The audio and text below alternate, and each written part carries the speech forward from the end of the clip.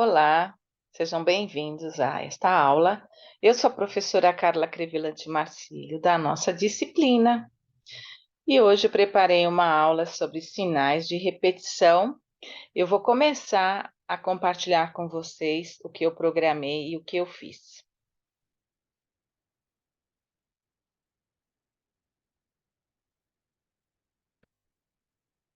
Então, aqui está, sinais de repetição. Vamos pensar quais são, né, esses sinais e para que servem esses sinais.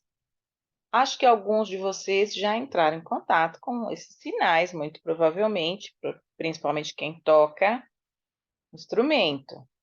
Então, os sinais de repetição na música têm a função de indicar trechos da música que se repetem. E assim, né, para economizar e ganhar tempo na grafia de notas e dos compassos. E também para evitar aquela vira-página, volta-página, que isso dificulta muito para quem está tocando e tem que virar a partitura, retornar, tirando a mão do instrumento. Eles nos indicam alguns caminhos para onde a música deve seguir. São símbolos que mostram para o músico o caminho que a peça musical vai tomar. Dentre os sinais de repetição da notação musical, temos o ritornello, casa, né, ou chave de primeira e segunda vez. Então, casa 1, casa 2, também é chamado assim, casa de repetição 1, casa de repetição 2. Da capo, coda, segno e fine. E o simile. Então, vamos ver. Dentro do código musical existem alguns sinais específicos para a indicação da repetição dos trechos musicais, que agora nós vamos mostrar. Então, a repetição é uma prática muito comum, né? E determinante na estrutura de algumas formas musicais, porque é necessário ter a repetição.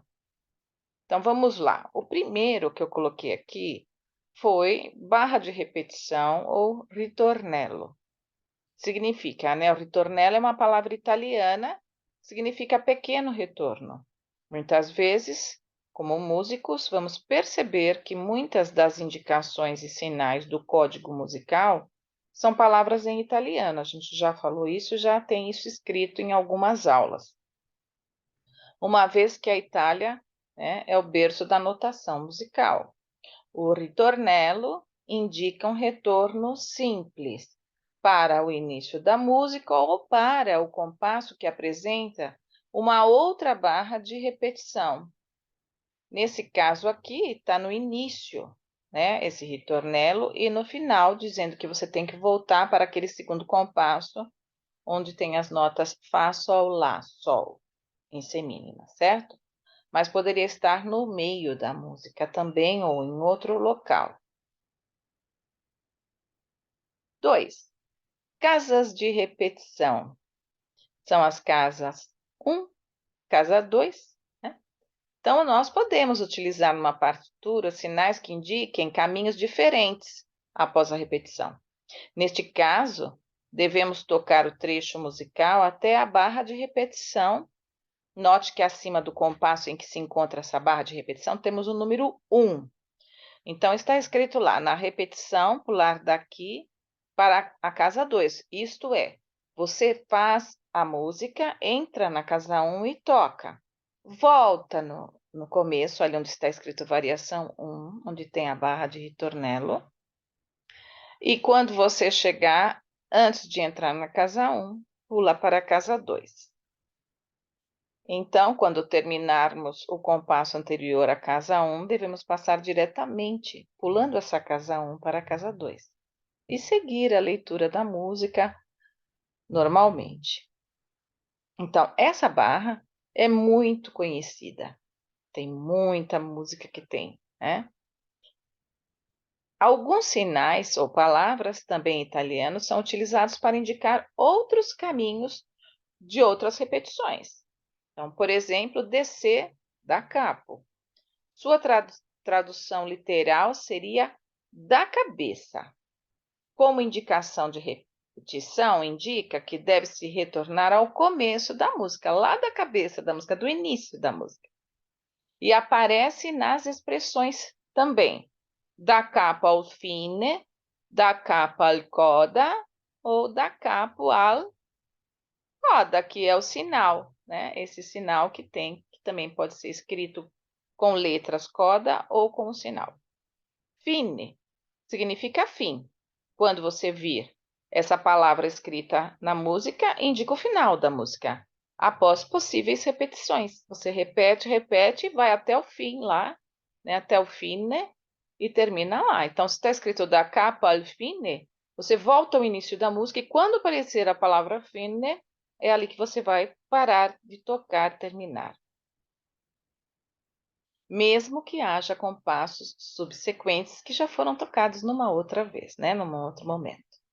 Então, a coda. A coda tem esse símbolo, né? Que parece uma bola, né? Parece o quê? Um lustre. Qualquer coisa, né? Que seja uma bola com uma cruz, certo? Significa cauda. Coda, em italiano, significa cauda. E aqui é no sentido de finalização.